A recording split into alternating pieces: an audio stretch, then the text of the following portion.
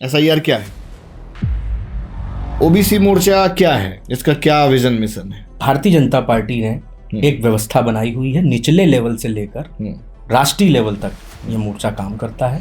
जैसे अगर थोड़ा सा एसआईआर से इसको कनेक्ट करें तो एसआईआर में क्या क्या आप लोग कर रहे हैं, क्या सहायता कर रहे हैं, मतलब कैसे कार्यकर्ता के रूप में कैसे खड़े उतर रहे हैं जमीनी स्तर पर? बहुत सारे लोग सुसाइड कर रहे हैं, तो उनको जीवित रहने में क्या मदद कर रहे हैं? तो इतना आपको वेतन मिल रहा है, 6 घंटे आपसे सर्विस मांगी जा रही है, फिर आप अगर ये कह के स्वयं को जस्टिफाई कर रहे हैं कि मानसिक तनाव है, उसके लिए व्यवस्थाएं बनी हैं। सुबह जल्दी उठिए, योगा करिए। आम जनमानस की जो धारणा है, उनका मानना यह है कि सरकार सिर्फ 2 तरह के लोग चला रहे हैं, जो ब्राह्मण या ठाकुर हैं, और बाकी ओबीसी वालों के साथ बड़ी जाति करी जा रही है। आप जिन वर्गों को मजबूत बता रहे हैं, मुझे लगता है वो भी अपने आप को शोषित समझते हैं। हेलो दोस्तों, मैं आप सभी का बहुत स्वागत करता हूं अपने चैनल स्पॉटलाइट विद निखिल में। आज के जो हमारे गेस्ट हैं, जो मेहमान हैं, बहुत यूथ हैं। अनुभव कटियार जी हैं, जो कि भाजपा के जिलाध्यक्ष हैं कानपुर उत्तर के ओबीसी मोर्चे के। आपका स्वागत है हमारे इस पॉडकास्ट में। और अभी एसआईआर चल रहा है, तो उस पर भी बात करेंगे। बहुत सारे और टॉपिक हैं जो मतलब ट्रेंडिंग करते रहते हैं, ट्रोल करते हैं। तो आमतौर पे बहुत जो पॉलिटिशियंस होते हैं वो कुछ पॉइंट्स अनअवेयर होते हैं। मुझे लगता है हम आपसे पूछेंगे तो बहुत परिपक्व रहेंगे आप उस पर। तो अभी जैसे एक सबसे बड़ा मुद्दा चल रहा है एसआईआर का। एसआईआर क्या है? स्पेशल इंटेंसिव रिवीजन, ये एक पुनर्निरीक्षण है और इसमें सिर्फ और सिर्फ वेरिफिकेशन जो प्रक्रिया है, उसके तहत आपकी जो सूची है वो सूची एक बार निरीक्षण करी जा रही है। कई बार शिकायतें आती हैं, वेरिफिकेशन हो रही है। हाँ, कि कई बार शिकायतें आती हैं। हम लोग जब बूथ पे होते हैं इलेक्शन टाइम पे, किसी का वोट नहीं मिल रहा है, किसी का वोट सर्च नहीं हो रहा है, कई बार वोटर परेशान होता है इधर उधर, इस बूथ से उस बूथ पे। तो ये पुनर्निरीक्षण इसलिए आवश्यक है कि इसमें जो कई बार हम ये देखते हैं कि एक ही वोटर्स के 2-2, 3-3 वोट अलग अलग बूथों पे भी मतलब होते हैं। अभी जैसे राहुल गांधी जी ने किया हुआ था। हाँ, किया है, बिल्कुल किया है। तो उन्होंने बताया कि भैया ये वोट 3 जगह है। और इन जनरल, जैसे बिकॉज हम वायरल्स की बात कर रहे थे, तो आमतौर पे बहुत सारे लोगों ने जो वोट डालते हुए फोटो पोस्ट किए हैं, वो 2-3 जगह का। राहुल गांधी जी से मैं संबद्ध नहीं हूँ। उन्होंने जो किया है वो चीज अलग है। मतलब अलग कहें तो मैं तो कहता हूँ वो चीज फेक है, क्योंकि अगर जेन्युइन होती तो वो उस अपने एविडेंसेस को लेकर कोर्ट पहुंचते। सिर्फ मीडिया में अपनी बातचीत कर रहे हैं। तो मैं तो कहता हूँ राहुल गांधी जी तो अब बहुत ज्यादा इस पे नहीं जाएंगे, लेकिन राहुल गांधी जी अपनी पार्टी में खुद को ही साबित कर रहे हैं। ठीक बात। तो जैसे लोगों को डर है इस चीज का कि भैया हमारा वोट तो नहीं कट जाएगा कहीं? नहीं, कतई नहीं। इसका सीधा सा जवाब है कि ऐसा कुछ नहीं हो रहा है, और जो भी भ्रांतियां आप तक पहुंच रही हैं वो सरासर गलत है। ये सिर्फ और सिर्फ पुनर्निरीक्षण है। इसमें निरीक्षण किया जा रहा है। आपकी 2003 की जो सूची है, आपके माता पिता का जो वोट है, आपके घर में किसी भी बड़े सदस्य का वोट है, उससे आपके वोट को लिंक किया जा रहा है, कनेक्ट किया जा रहा है। जी हाँ, बिल्कुल। तो मतलब एक काइंड ऑफ फैमिली चेन। बिल्कुल। इसको अगर और डेप्थ में समझे कि मान लीजिए कोई त्रुटियां हैं किसी के वोटर आईडी पे, किसी में घर का एड्रेस गलत है, बिकॉज आमतौर पे गाँव में घर के एड्रेसेस करेक्ट नहीं होते हैं, या कुछ भी लोग डाल देते हैं। सिमिलर आधार कार्ड में भी लोग कुछ भी कर देते हैं। तो क्या वो करेक्शंस हो रहे हैं अभी? करेक्शंस अभी नहीं हो रहे हैं। करेक्शन नहीं हो रहा है? करेक्शन नहीं हो रहा है। अभी सिर्फ हम मिलान कर रहे हैं एक तरह से। नए वोट बनाने की प्रक्रिया और हमारे करेक्शन की प्रक्रिया, ये भी आएगी। अच्छा, एक प्रश्न और बनता है, मतलब अपोजिशन इस पे हमेशा कहता है कि बहुत कम समय दिया गया है, और मुझे भी ऐसा लगता है कि कम समय है। मतलब इस पे जब इलेक्शन बहुत दूर है तो एक प्रॉपर टाइम ऑफ ड्यूरेशन देना चाहिए, एटलीस्ट 3 मंथ का। बिल्कुल, आपकी बात ठीक है, क्योंकि ऐसी प्रक्रियाओं में समय जितना ज़्यादा मिलेगा उतनी अच्छी व्यवस्था बनेगी। लेकिन सरकार ने अभी जो तय किया है वो हाल फिलहाल यही है जो हम्म। हमको और आपको पता है। फरवरी में फाइनल वोटर लिस्ट प्रिंट होनी है। अगर इस प्रक्रिया के बाद सरकार ये पाती है, सरकार को ये लगता है, लोगों को ये लगता है कि नहीं अभी इसमें, और चूंकि इसमें जब लिस्ट फाइनल होती है तो उसके बाद आपत्तियों का भी एक समय आता है जब हम आपत्तियां तय करते हैं, तो वो भी देखी जाएंगी। अगर ऐसा लगेगा कि समय अभी और लिया जा सकता है, बिल्कुल लिया जाएगा। अभी 2027 में इलेक्शन है, अभी 2026 पूरा पड़ा हुआ। जो विपक्षी दल है उसको इस चीज का बड़ा अभी से डर सता रहा है कि भैया कहीं वोट कट तो नहीं जाएंगे। अब एक चीज और सुनने में आ रही कि मुस्लिम एरियाज में बड़े बड़े परिवार होते हैं, तो वहां पर एप्लीकेशन जो फॉर्म है वो बड़े कम डिस्ट्रीब्यूट किए जा रहे हैं। क्या ये फॉर्म ऑनलाइन भरा जा रहा है SIR का या ऑफलाइन है? किस तरह से इसका पूरा फॉर्मेटिंग और क्या प्रोसेस है? देखिए, ऑनलाइन व्यवस्था भी SIR की मौजूद है। जिनको ये शिकायत है कि उन तक फॉर्म नहीं पहुंच रहे हैं, मुझे ऐसा लगता है कि गूगल बाबा घर घर में है, तो उनको गूगल बाबा की भी मदद लेनी चाहिए। डायरेक्ट कोई भी फॉर्म फिल कर सकता है? बिल्कुल बिल्कुल, किसी BLO की जरूरत नहीं। तो बीच में इसमें तो ये आरोप प्रत्यारोप वाला विषय ही नहीं है। सरकार, मतलब जो लोग देख रहे हैं इनमें से बहुत सारे लोग होंगे, अगर वो डायरेक्ट फॉर्म फिल करना चाहें तो इलेक्शन कमीशन की वेबसाइट पे जाके वो कर फिल सकते हैं। सरकार तो सबके लिए प्रतिबद्ध होती है, उसको किसी धर्म विशेष से जोड़ना ये उचित नहीं है। ठीक बात। अगर समाजवादी पार्टी की बात करें तो उन्होंने एक PDF प्रहरी भी बनाया हुआ है। अब देखिए, समाजवादी, इसकी आवश्यकता क्यों पड़ी? प्रहरी बनाया है या उन्होंने रात्रि प्रहरी बनाया है, उससे मुझे बहुत ज्यादा कोई फर्क नहीं पड़ता है। लेकिन मुझे ऐसा लगता है कि वो सबसे पहले वो अपने कार्यकर्ताओं को ही जस्टिफाई कर लें। बड़ा भ्रम उन्होंने फैला रखा है अपने कार्यकर्ताओं में। किस चीज का भ्रम? भ्रम ये है कि वो हर इलेक्शन में मतलब अपने कार्यकर्ताओं को गलत दिशा में भटकाते हैं। कहते हैं कि इस बार हम भाजपा को हटाएंगे, इस बार हम सपा सरकार लाएंगे। तो ये तुम सुनते चले आ रहे हैं ना। 17 तो 27 में नहीं हटेगी? 22 निश्चित नहीं हटेगी। कितनी सीटें आएंगी? सीटों बीजेपी की कितनी आएंगी और सपा की कितनी? सीटों के विषय में तो मैं नहीं बोल सकता हूं, लेकिन मैं ये जानता हूं कि 2017 में एक महापरिवर्तन की सुनामी आई थी और उसी तरीके का आपको पुनः एक बार देखने को मिलेगा माहौल, और निश्चित मिलेगा। क्योंकि हम ये देख रहे हैं हाल फिलहाल में कि जो एक सरकार का जिम्मेवारी होती है वो होती है जनता के प्रति, जनता के लिए काम करना। हम बदले की भावना नहीं रखते। तो अपने बयानों में, बीजेपी में तो खूब बदले की भावना देखने को मिलती है। नहीं, मैं यहाँ पर बात कर रहा हूँ समाजवादी पार्टी की। अभी हम लोग भारतीय जनता पार्टी वो तो की बदला बात तब करेंगे लेंगे जब सरकार में आएंगे। तो वही बात है ना, मन में बदले की भावना रखना कि उस IPS ने मेरे साथ ऐसा किया था, तो उनको हम कभी भूलेंगे नहीं। किसी जाति वर्ग और वो तो साफ दिल वाले नेता, इसलिए उन्होंने कह दिया। बाकी लोग भी तो चेकलिस्ट बना के रखते हैं। बहुत अधिक साफ दिल वाले नेता हैं, मुझे ऐसा लगता है। और बिल्कुल राहुल गांधी जी की बात कर लीजिए, चाहे अखिलेश यादव जी की बात कर लीजिए, बहुत फर्क है। दोनों एक ही प्लेटफॉर्म पे हैं। दोनों लोग अपनी पार्टी में खुद को साबित कर रहे हैं। बहुत फर्क है दोनों में, जमीन आसमान का फर्क है। नहीं, फर्क नहीं है, कतई नहीं है। मुझे राहुल गांधी मतलब नेता विरोधी दल है, ऐसा कुछ नहीं है। मुझे कोई फर्क नहीं लगता, दोनों लोग एक ही प्लेटफॉर्म पे हैं। संवैधानिक तौर पे तो हैं। अब आप लोग क्या मानते हैं वो अलग विषय है। अब हमारे मानने ना मानने से नहीं है, हम जनता के पॉइंट ऑफ व्यू पे चलते हैं, समाज में रहते हैं, धरातल पर रहते हैं। कॉन्स्टिट्यूशन को मानना बड़ा इंपॉर्टेंट है। बिल्कुल। जनता तो मुझे लगता है कॉन्स्टिट्यूशन के बाद ही आएगी ना। नहीं, बिल्कुल ठीक है, कॉन्स्टिट्यूशन को मानना जरूरी है और कॉन्स्टिट्यूशन हमारा सर्वप्रथम है। पार्टी उससे कतई ना नहीं करती है।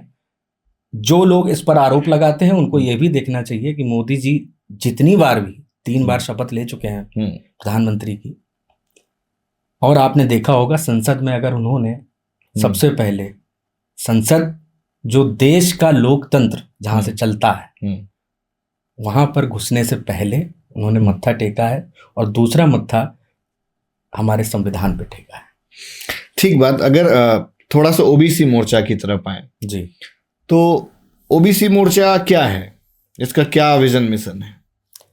देखिए, पार्टी में व्यवस्थाएं होती हैं।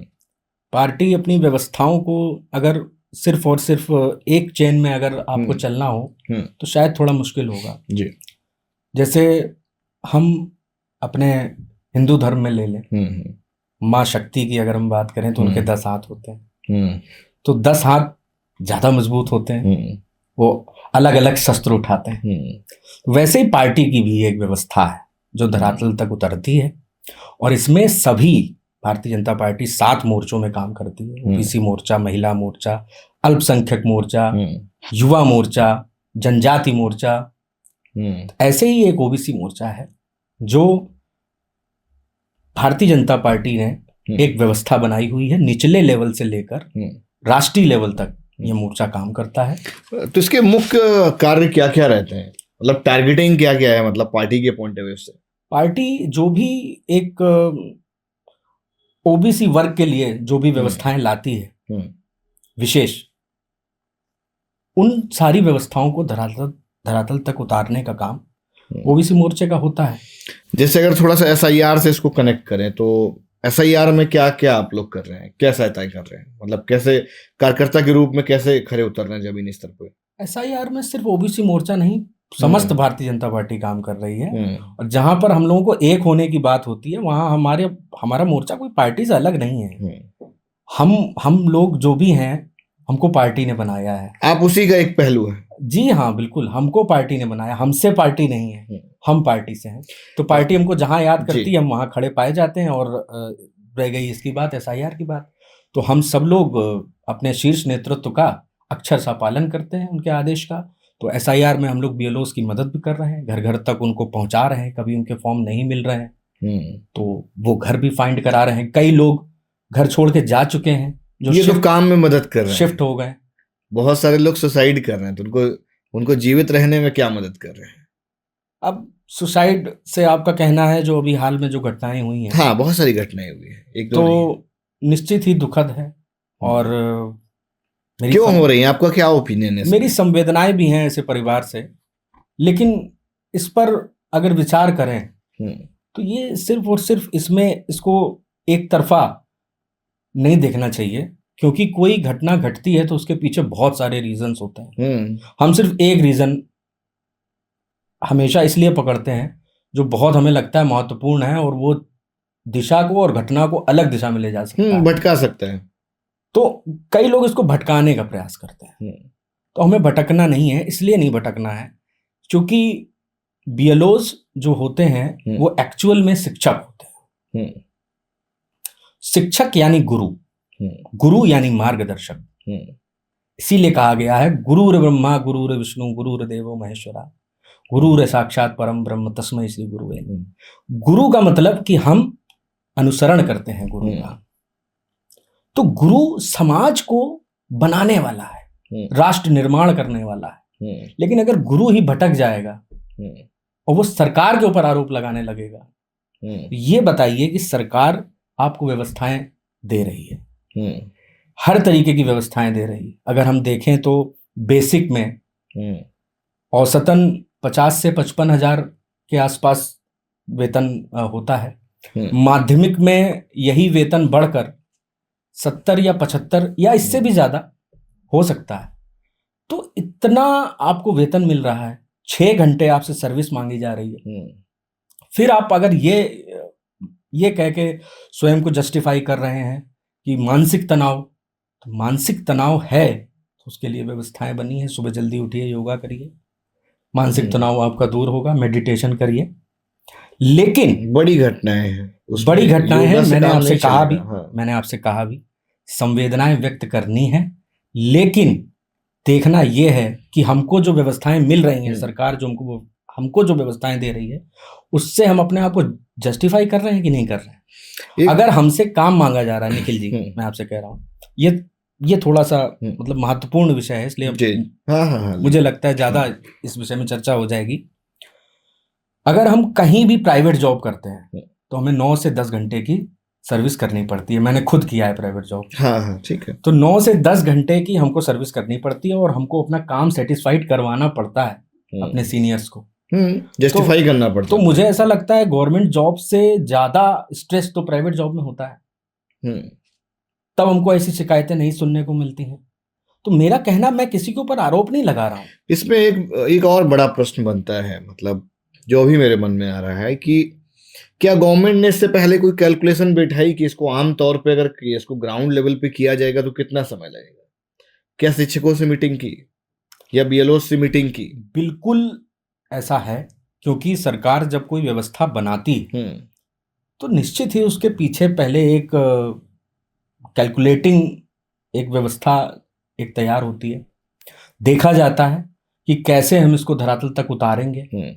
और मेरे भी, मैं आपको बताऊं, मेरे भी कई मित्र शिक्षक हैं और जो बीएलओज की नौकरी कर रहे हैं, बीएलओज बनकर जगह जगह जा रहे हैं। जब मेरी नज़र इन घटनाओं पर पड़ी, क्योंकि मैं पार्टी का एक कार्यकर्ता हूं, कई जगह इन चीज़ों का हम लोगों को जवाब देना पड़ता है। बातों बातों में मित्र यार में ही बैठे हैं तो ऐसे चर्चा होती है, तो हम लोग भी जानकारी रखते हैं। तो जब बात करते हैं तब हम ये पाते हैं इसमें कि प्रत्येक शिक्षक का प्रशिक्षण उनके सीनियर अधिकारी द्वारा किया जाता है, जो बीएसए होता है, बेसिक शिक्षा अधिकारी। और मेरी बात भी हुई है तो उन्होंने बताया है। कई लोगों ने ऐसा कहा कि नहीं, उनको बिना प्रशिक्षण के, आपने शायद स्टेटमेंट्स देखे होंगे कि उनको ठीक से प्रशिक्षण नहीं मिला है, वो ठीक से काम नहीं कर पा रहे, गाइडेंस नहीं मिला है। तो ऐसा तो हो ही नहीं सकता। हम लोगों को पार्टी में प्रशिक्षण मिलता है, आप तो नौकरी कर रहे हो, आपके बीएसए आपको प्रशिक्षण दे रहे हैं। मैंने तो इस बात को स्वयं जस्टिफाई किया है।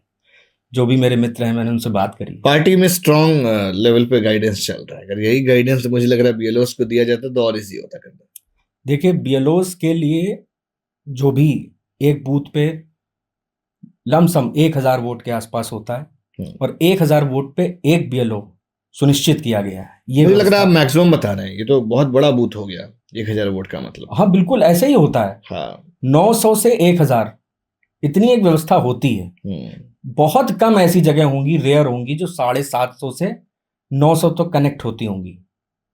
मेरा जो अपना स्वयं का बूथ है वहां पर 950 से 1000 वोट के आसपास ही वोट है, जो 5 बूथ में। जी हाँ, जो हमारे 5 बूथ हैं। मेरा जो लोकल जो हमारा है सेठ एमआर जयपुरिया चिड़ियाघर पे, तो वहां पर प्रत्येक बूथ में 900 से 1000 के आसपास, एक लगभग लमसम 1000। जी हाँ, तो उस पर एक बीएलओ सुनिश्चित किया गया है। अब बीएलओस की मदद करने के लिए जो सत्ताधारी पार्टी होती है और जो विपक्ष होता है, देखिए सदन में तो सभी लोग बैठते हैं ना, तो लोकतंत्र, जिस लोकतंत्र को बचाने के लिए हम संविधान की किताब लेके निकलते हैं, उसी लोकतंत्र का हिस्सा तो एसआईआर भी है ना। तुम लोकतंत्र का गलत उपयोग कैसे करने देंगे किसी को? तो उसके लिए सिर्फ और सिर्फ सत्ताधारी पार्टी के सिर्फ कार्यकर्ता नहीं, विपक्ष के भी कार्यकर्ताओं को एसआईआर करने में मदद करनी चाहिए। कर रहे हैं, वो तो खूब एडवर्टाइज कर रहे हैं। मैं तो नहीं देख रहा हूँ। मैंने तो खूब देखे। मैं नहीं देख रहा हूँ क्योंकि मैं ई रिक्शा में जो अपना एडवर्टीजमेंट चला रहे हैं समाजवादी पार्टी के लोग, मैंने स्कॉर्पियो में भी उनके एडवर्टीजमेंट देखे हुए हैं। इस बार वो इसलिए ज्यादा चिंतित है। स्कॉर्पियो में ब्लैक फिल्म लगी हुई थी क्या? नहीं, ब्लैक नहीं लगी थी, व्हाइट थी। ब्लैक आजकल भाजपा वाले ज्यादा घूम रहे हैं। नहीं नहीं नहीं, मुझे तो ऐसा लगता है कि क्योंकि पहले एक कहावत चलती थी कि जिस गाड़ी में लगा सपा का झंडा उसमें बैठा गुंडा। तो ऐसे अब तो जीरो टॉलरेंस हो गया ना, तो अब मुझे लग रहा है कि कहावत अब आज के दौर में तो फिट नहीं है। जीरो टॉलरेंस तो है, बिल्कुल है। और योगी जी की शांत माहौल गाइडेंस में तो बिल्कुल नहीं। गली गली जो चेन स्नैचिंग होती थी और गली गली जो छुटवैया गुंडों की टुकड़ियां चलती थी, वो सब आज के समय में नहीं है। और एसआईआर पे अगर हम बात करें तो मैं उसी टॉपिक पे अपने मतलब रहूंगा कि एसआईआर की जिम्मेदारी समस्त पार्टी के कार्यकर्ताओं की है। जिनको ऐसा लगता है कि हमको अपने वोट वेरीफाई करवाने हैं, उनको करवाने चाहिए। ठीक बात। भारतीय जनता पार्टी की अगर हम बात करें तो जैसे बिहार इलेक्शन में 95% का रिजल्ट लेके आए, लगभग कुछ 105 सीट के आसपास लड़े, शायद कुछ 95% का रेशियो रहा। तो क्या उस तरह का रेशियो उत्तर प्रदेश में भी देखने को मिलेगा? मतलब क्या स्ट्रेटेजी है?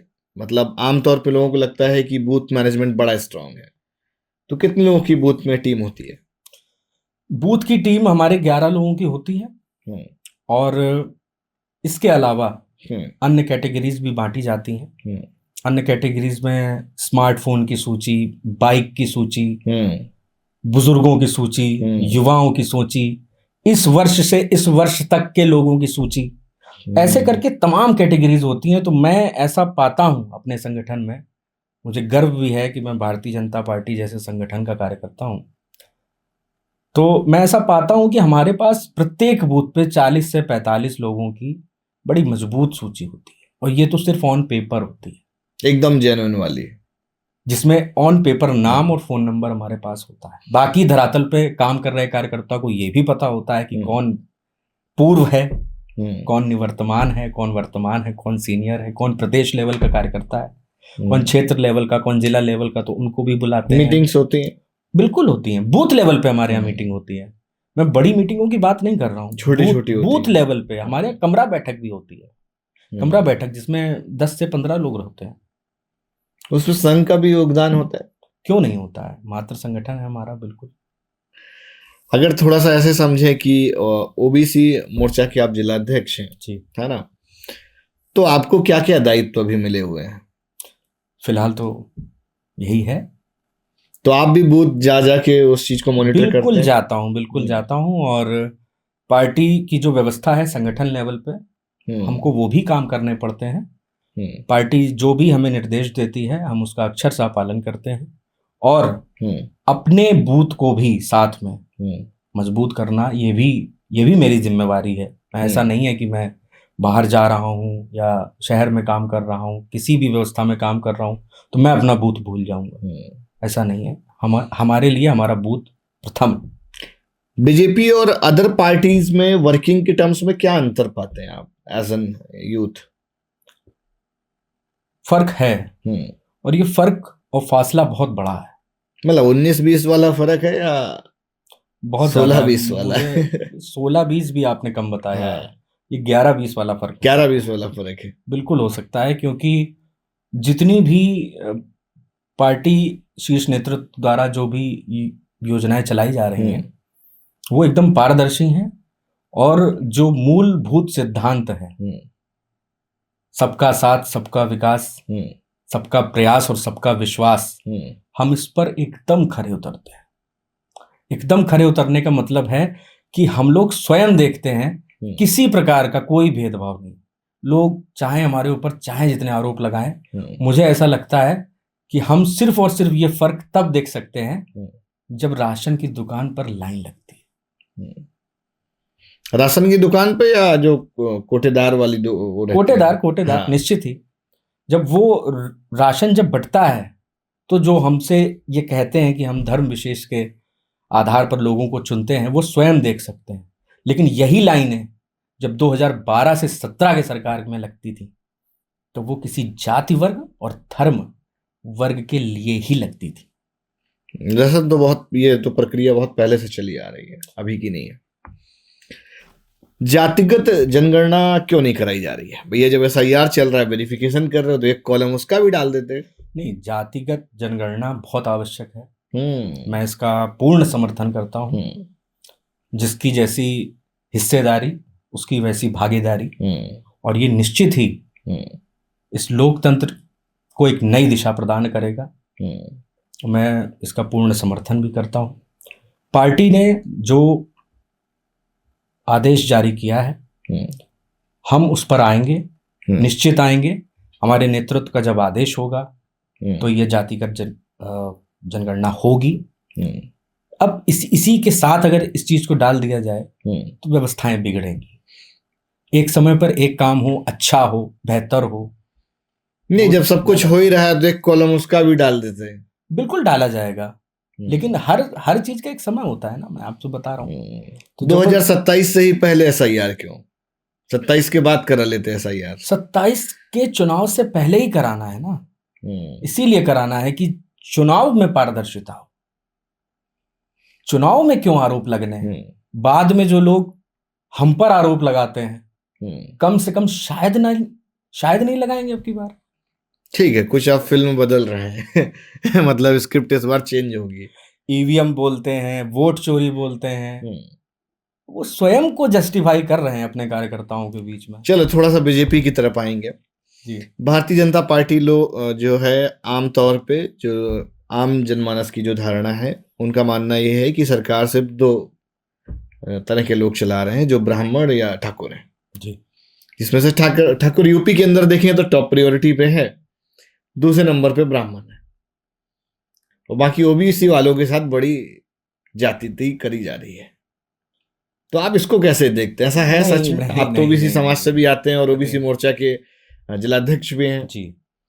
कतई नहीं, ये सिर्फ और सिर्फ भ्रांति ही मैं इसको कहूँगा, क्योंकि अक्सर आरोप वही लगाते हैं जो स्वयं जिम्मेदारी नहीं लेना चाहते हैं। देखिए, आप आज की डेट में किसी भी वर्ग से पूछो, मुझे ऐसा लगता है कि सबके पास अपनी एक अलग शिकायतें हैं कि नहीं मेरे ऊपर ध्यान नहीं देते हैं, नहीं मेरे ऊपर ध्यान नहीं देते हैं। मैं तो बात करता हूं तो मैं तो ये पाता हूं, आप जिन वर्गों को मजबूत बता रहे हैं, मुझे लगता है वो भी अपने आप को शोषित समझते हैं। तो ऐसा नहीं है, व्यवस्थाएं सबके लिए हैं और ओबीसी कतई प्रताड़ित नहीं है। ये तो आज के समय में है ही नहीं, ये तो आप भूल जाइए।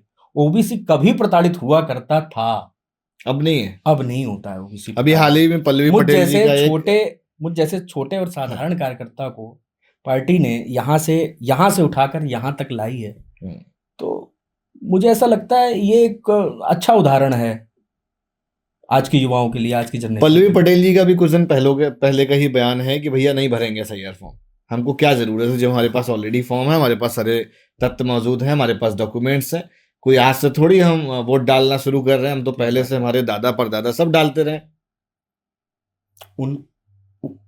उनको ये बात पता है ना कि वो ठीक है, इसीलिए वो ये बात बोल रही हैं कि नहीं भी भरा जाएगा तो अगर वो नहीं भरेंगी तो उनका फॉर्म बीएलओ भर के जमा करेगा, ऐसी भी व्यवस्था है।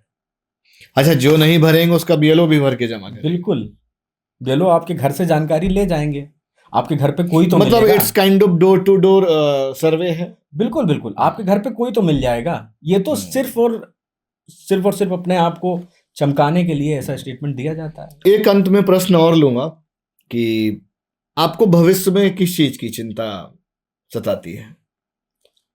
देखिए, भविष्य तो बहुत अच्छा होने वाला है निश्चित ही। जिस दिशा में देश चला है माननीय प्रधानमंत्री श्री नरेंद्र मोदी जी के नेतृत्व में, और विजन भी है 2047 विकसित भारत का, तो ये बहुत सही दिशा में जा रहा है। आज की डेट में हम 4th टॉपेस्ट इकोनॉमी है वर्ल्ड में, तो ये बहुत ही गर्व करने वाली बात है। काफी काम ऐसे हो गए इस 10 सालों में जो हमने सोचा नहीं था। कुछ ही समय बाद इस देश में बुलेट ट्रेन भी चलने वाली है, जिसके लिए राहुल गांधी ने सीधा स्टेटमेंट दिया था कि नहीं वो तो चल ही नहीं सकती। उसका तो मैंने स्क्रीनशॉट लेके रखा है, वो जिस दिन चलेगी तो एक बार सोशल मीडिया पे मैं भी अपनी प्रतिक्रियाएं दूंगा।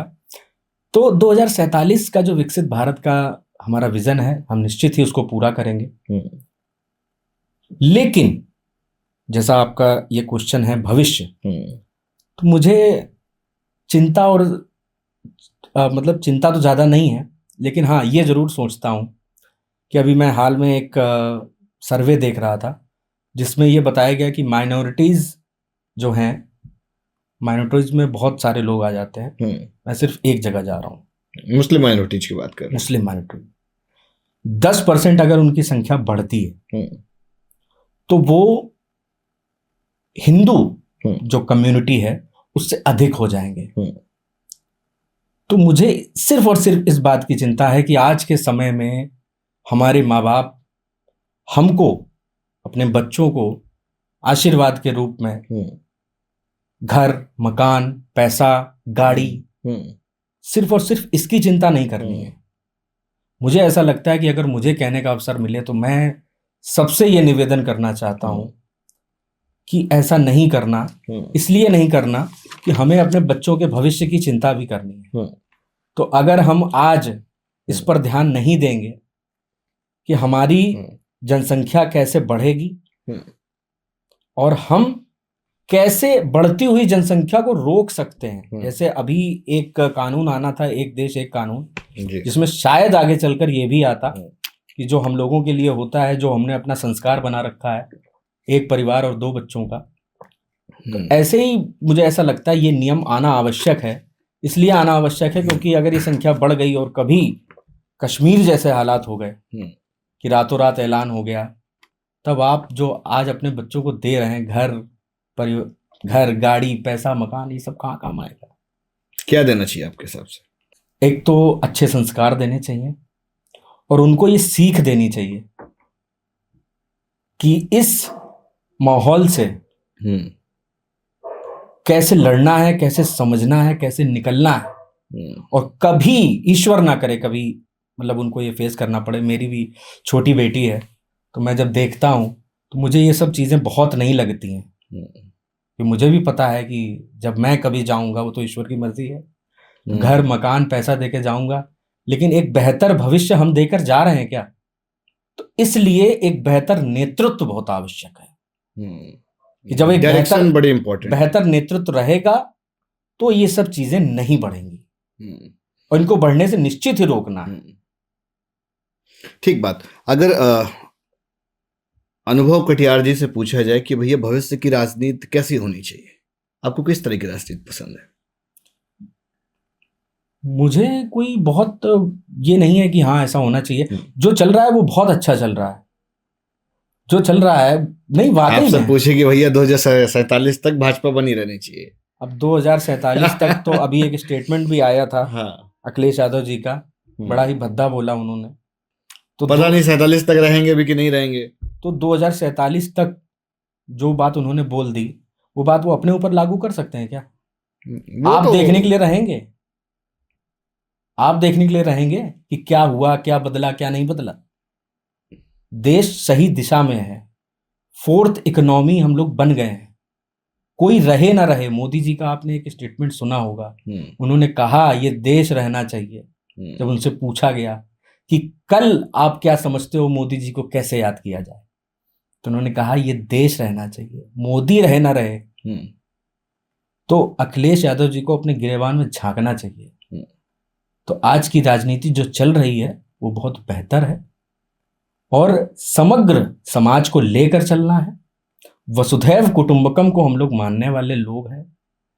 हमारा धर्म हमें सिखाता है कि हमें ऊंच नीच नहीं देखनी है, सर्व समाज को लेकर चलना है। हम उसको लेकर चलना चाहते हैं, तो इसमें मैं सबका आह्वान करता हूं कि सबका स्वागत है। ठीक बात।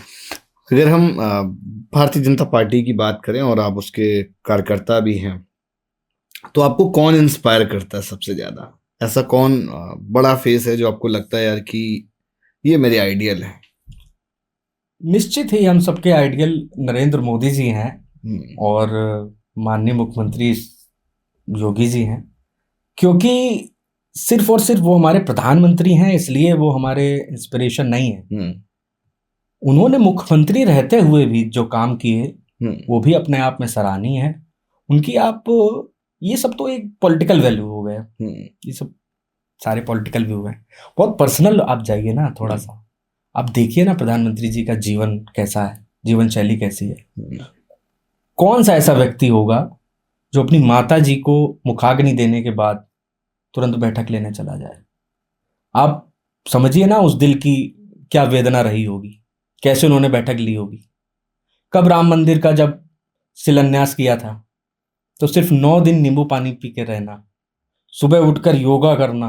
सो मोदी एक इमोशन है, बन गए, पहले नहीं थे, बन चुके हैं।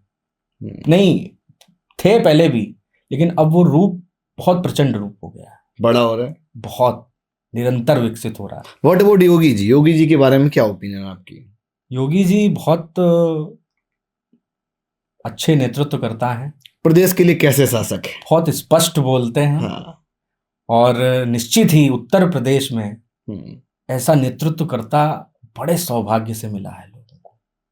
आप एक बार देखिए ना, मतलब पिछले पन्ने पलट के कैसे नेतृत्वकर्ता होते थे, जो नोटों की माला पहनते थे, जो अपने जन्मदिन पर करोड़ों अरबों रुपए खर्चा करते थे। ऐसी भी सरकारें रही जो अरबों रुपए खर्चा कर कर महोत्सव कराती थी। ये सब जनता का पैसा है, मजाक बना रखा है। योगी जी देखिए, एक कपड़ों में रहते हैं, फर्श पर सोते हैं। तो योगी जी जैसा नेतृत्व बड़े सौभाग्य से मिलता है। ये उत्तर प्रदेश की जनता का पुण्य है। और हम ये भी कहें कि हमारे उत्तर प्रदेश में भगवान राम की स्थापना होने जा रही थी, तो भगवान राम जी ने अपने सच्चे सेवक को ही एक शासक के रूप में, एक मुख्यमंत्री के रूप में पुनर्स्थापित कर दिया। चूंकि कहते हैं कि भगवान जब अवतार लेने वाले होते हैं तो वो व्यवस्थाएं निर्मित कर देते हैं। ठीक बात। तो वो निमित्त बन गए हमारे योगी जी। ठीक है, आप जैसे कार्यकर्ता हैं तो कभी प्रशासन के साथ 36 का आंकड़ा फंसा? बिकॉज आमतौर पे बहुत सारे वीडियो सोशल मीडिया में ऐसे देखने को मिलते हैं, अपने शहर के भी बहुत सारे हैं। कानपुर शहर की अगर हम बात करें तो प्रशासन बहुत बार ओवर पावरफुल समझ में आता है, या ऊपर से इतनी कमांड मिल रखी है। आप लोग इसको कैसा महसूस करते हैं जब कभी आपके साथ ऐसा होता हो? देखिए, ऊपर से कतई कुछ भी ऐसा नहीं है। और ये जो भी व्यवस्थाएं हैं उन व्यवस्थाओं का हम सबको पालन करना है। क्योंकि हम लोग सत्ताधारी दल हैं, हमें यह भी देखना है कि प्रशासन लोगों के साथ गलत ना कर पाए। करता है गलत तो उसके लिए हम लोग आवाज भी उठाते हैं। निश्चित कभी ऐसा हुआ है, मतलब इट्स एनी रियल स्टोरी कभी आपके साथ ऐसा? मैं अक्सर जाता हूँ, जो लोग मुझे याद करते हैं मैं वहां आपको हमेशा खड़ा मिलूंगा। रात का 12 बजा हो, 1 बजा हो, 2 बजा हो, आप अनुभव कटियार को अगर फोन करेंगे, मेरा कोई भी मतलब कार्यकर्ता मुझे याद करेगा तो अनुभव कटियार निश्चित ही खड़ा मिलेगा। क्योंकि मेरी ऐसी सोच है, आप एक बार व्यक्ति की मदद करने में असफल भी हो जाओ, वैसे तो आप प्रयास करोगे और सफल होगे, क्योंकि कोशिश करने वालों की कभी हार नहीं होती। लेकिन कभी आप असफल भी हो जाओ, लेकिन अगर वहां पर आप उस पीड़ित व्यक्ति के साथ खड़े हो ना, तो उसको बल मिलता है। मतलब प्रशासन आमतौर पर ऐसा क्यों करता है? मतलब एक मैंने और हमेशा सुना हुआ है, मतलब बहुत सारे विधायकों से, कि अब वो पहले वाली विधायकों वाली पावर नहीं रही, वो वाली बात नहीं रही। अब प्रशासन अब सुनता नहीं है, लगाम में नहीं है। देखिए, अन्य पार्टियों ने अपने कार्यकर्ताओं को जो छूट दे रखी थी, मुझे ऐसा लगता है वो छूट गलत थी। चीजें व्यवस्था के अनुसार नीचे उतरनी चाहिए। अगर ठीक से देखा जाए तो हम लोग संगठन के लोग हैं, हम जनप्रतिनिधि नहीं हैं। जनप्रतिनिधियों के भी खूब वीडियो आते हैं। अगर ठीक से देखा जाए नहीं, मैं आपको बता रहा हूं, अगर ठीक से देखा जाए भी खूब तो संगठन के लोगों को थाने जाना ही नहीं चाहिए। अगर ठीक से देखा जाए, ये भी बात सही है। लेकिन अन्य पार्टियों ने जो अपने कार्यकर्ताओं को छूट दे रखी थी, वो निश्चित ही हमारी पार्टी ने हमको नहीं दी है। क्योंकि हमारी पार्टी कहती है कि ये सब सुनवाई करने के लिए जनप्रतिनिधि हैं, आपको संगठन का काम करना है। डिसिप्लिन में रखती खूब पार्टी। बिल्कुल। जब जरूरत पड़ती तो कार्यकर्ताओं को डंडे भी दे देती है। नहीं, डंडे अंडे हमारे यहाँ नहीं मिलता है, हमारे यहाँ प्रशिक्षण मिलता है प्रशासन के तौर पर। कार्यकर्ता तैयार होते हैं, जब आउट ऑफ डिसिप्लिन जाएंगे तो हो जाएगा काम। नहीं, ऐसा कुछ भी नहीं है, ये सब गलत बातें हैं।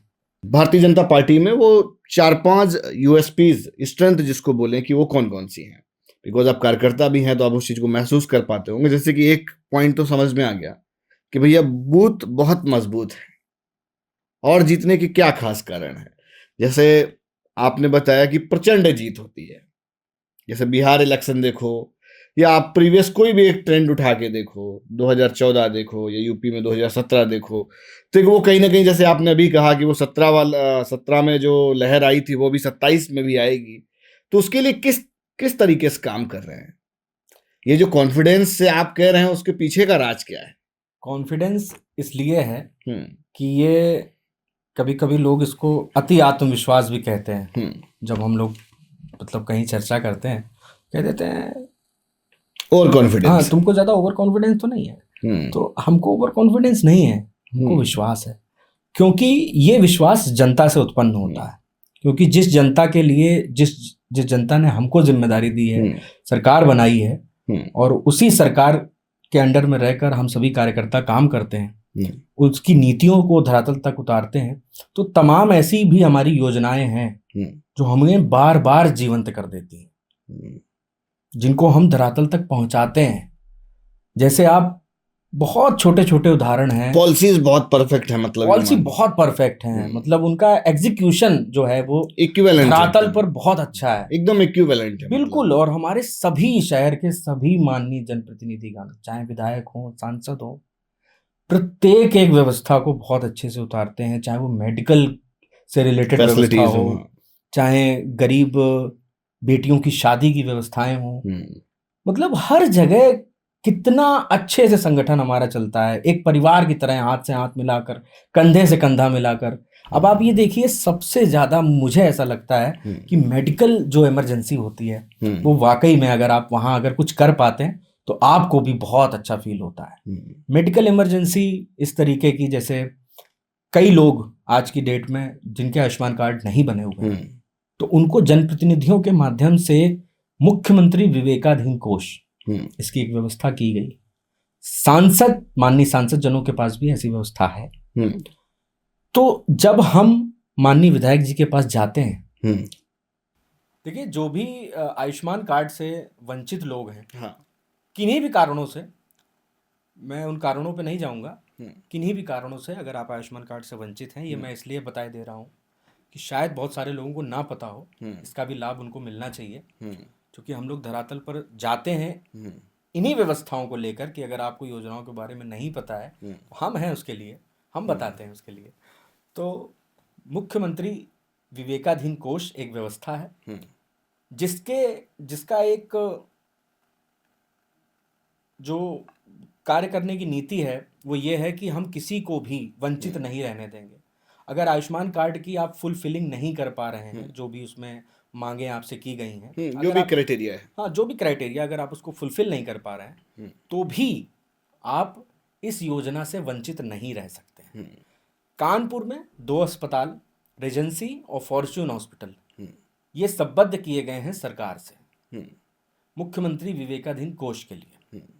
तो आप जब इन हॉस्पिटल में जाकर अपने जो भी आपको दिक्कत है उससे संबंधित डॉक्टर से मिलकर आप अपनी ओपीडी करवाते हैं, तो ओपीडी के बाद आपका एस्टीमेट तैयार होता है। वो एस्टीमेट जब आपको एक ऑन पेपर मिलता है, वो पेपर लेकर आपको हमारे जनप्रतिनिधियों के पास जाना है। हमारे सभी कानपुर के सभी माननीय जनप्रतिनिधिगण, माननीय विधायकगण, माननीय सांसदगण, सभी लोग, चाहे वो जिस विधानसभा के हों, बहुत सक्रिय हैं, और मेडिकल फैसिलिटी की तरफ हमारी सरकार कतई कोई रियायत नहीं बरत रही है। वो आपकी पूरी मदद करेंगे।